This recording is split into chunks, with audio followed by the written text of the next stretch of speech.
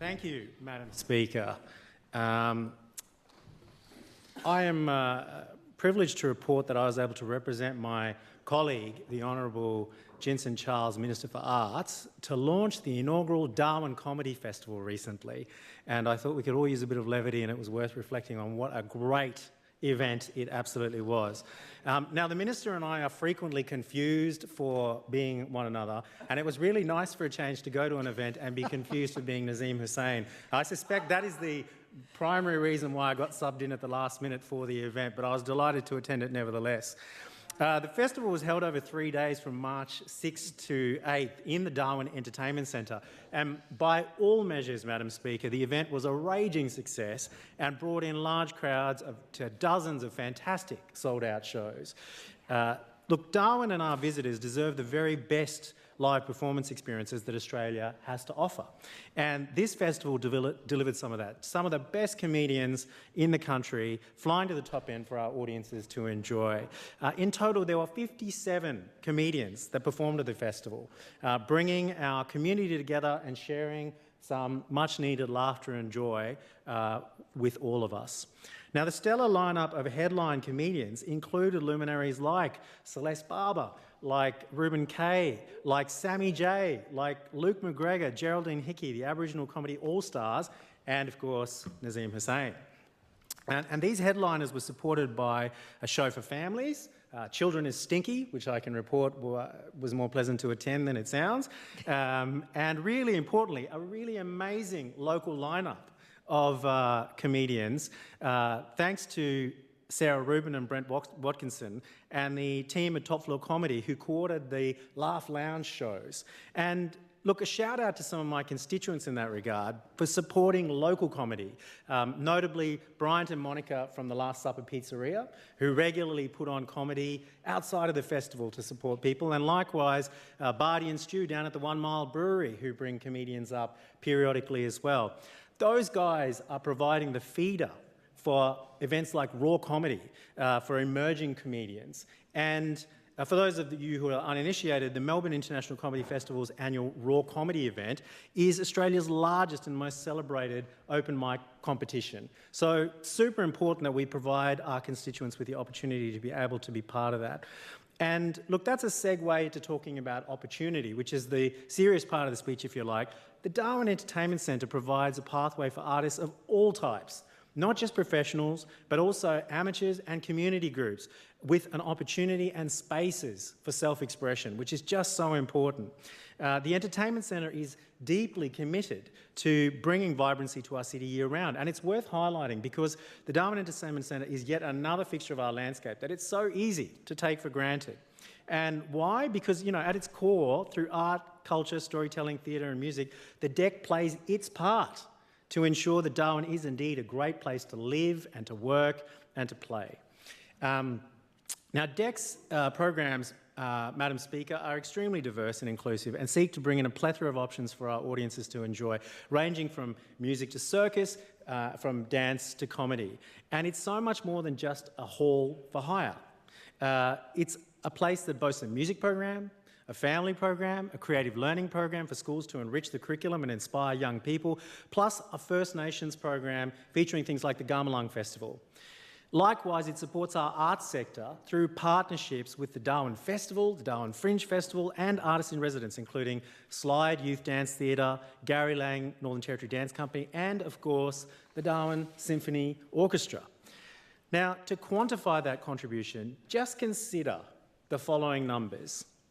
The Darwin Entertainment Centre welcomes over 78,000 attendees every year. It employs over 9,000 artists and performers. It educates more than 9,000 students and children to its programs. And it supports some 23 community groups with access to stages and subsidies worth more than $250,000. What then, though, of those numbers and the return on investment? Well, a recent Darwin Entertainment Centre Impact and Evaluation study will tell you that 94% of the attendees that attend shows at the Entertainment Centre feel welcome, which is a great thing. That 95% of those attendees report having a really positive experience when they go. That 82% of those respondents, and this is a really important one, would not have visited the area if the event they attended had not been held. Now, just think about that as a little footnote. We all bemoan the state of the CBD.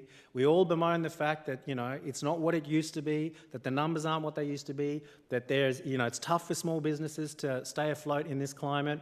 The entertainment centre is one of the real draw cards still that brings people into the city. And take notice of this statistic. 87% of attendees spend money in the CBD when they come to attend a Darwin Entertainment Centre production. So those visits are extremely, extremely important. And some 41% of respondents in that same evaluation study note that they would like to see more cultural events in Darwin. Now, we often talk about competitive advantages in this place and strategic advantages and leveraging our opportunities. And I reckon two of the ones that we really, really could make a lot more use out of in terms of bang for buck, return on investment, and what they contribute, not just to our economy, but to our society, the rich tapestry of everything, art and, dare I say it, food. I mean, art and food. If you want bang for buck, the greatest return on investment economic endeavour that this town runs is the Luxor Festival, because it costs nothing to put on, everyone attends it, and we all enjoy it, So, obviously my tummy's grumbling a bit, and that's probably a bit of the bias in there, but I really do think that we could do more to leverage our competitive advantage by thinking about what we can do in the art space as well as in the food space. Thank you. The sum total of that recent impact and evaluation study pointed out that every dollar that we spend of funding in the entertainment centre space has return on investment of $9.83.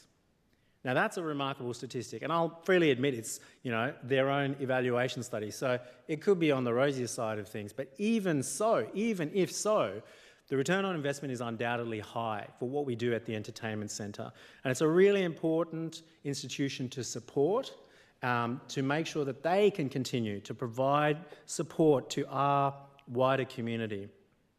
Can you imagine what our city landscape would be like if it was the case that we didn't have an entertainment centre to be able to host events? And I will certainly be doing my part in my side hustle as a musician to make sure that we put things on at the entertainment centre when we can. Things that kids are able to access. The entertainment centre recently worked with community theatre groups that put on enormous productions like the Mary Poppins production, which I will come back to talking about at length because I have a whole nother 10 minutes to go on how excellent Mary Poppins was. But we'll hold off on that one for tonight. I mean, the point is that they are really providing a space and a suite of opportunities that are very, very difficult to come by.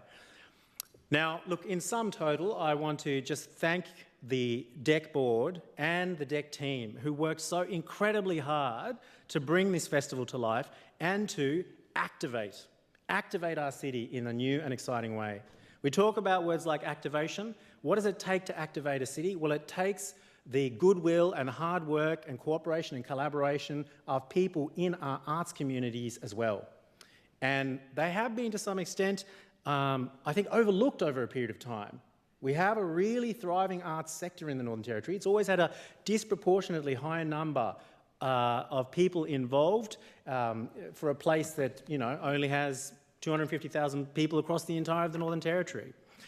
I also want to specifically thank Georgia Hendy, the new recently appointed DEC CEO, who hails from Sydney and has brought a family up here to make a really valuable contribution, and I know personally curated a lot of the comedy festival artists. I was sat next to her in the Reuben Kaye show, and the whole audience was clinging on, desperately waiting to see who would be offended and leave first. And she had just the right judgment to pick the right sort of comedian that was going to push the envelope and make it a really spicy and entertaining event for everybody in every regard.